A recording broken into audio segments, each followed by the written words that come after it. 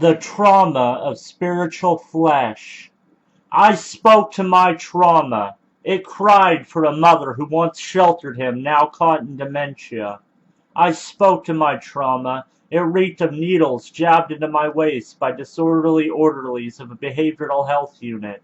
I spoke to my trauma. It spoke of being arrested while manic, helpless, and then being knocked out like a home run trophy by police. I spoke to my trauma. It spoke of my first relationship crushed to pieces by fate. I spoke to my trauma. It doused itself in marijuana high school, where welts to the head and arms among big sluggers, and feeling completely alone in a world I could not escape. I spoke to my trauma. It spoke of cigarette burns and razor blades covering my bed at night while sleeping on a pillow of frustration.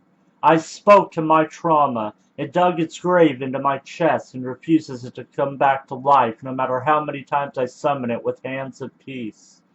I spoke to my trauma. It revealed a boy trapped within a void, screaming for sanity among the insane and broken. I spoke to my trauma. It was a home filled with love and sacrifice, broken by separation and alienation. I spoke to my trauma. It was piles of garbage I refused to clean as I buried myself with anger. I spoke to my trauma. It was the smile of my father, broken by delusion and schizophrenia, replaced with paranoia as our conversations turned one-sided, talking to himself more than anyone else.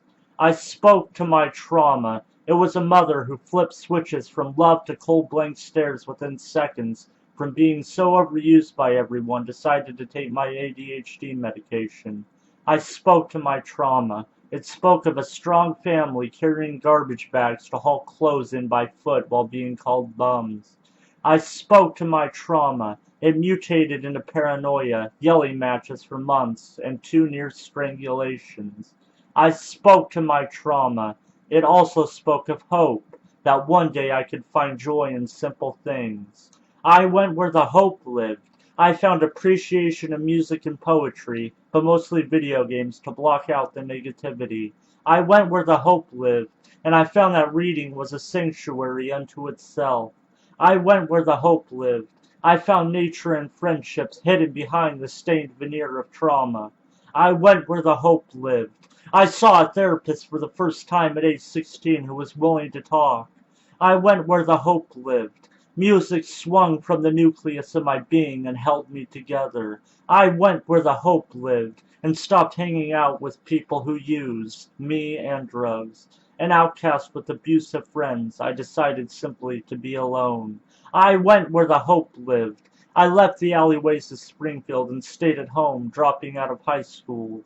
I went where the hope lived. I found help at the local community college and met people who had never even heard the term shooting bows and arrows.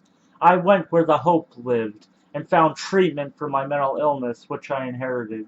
I spoke to my trauma. I went where the hope lived, and now all I can say is, your best day is still yet to come. Give yourself a chance to live it.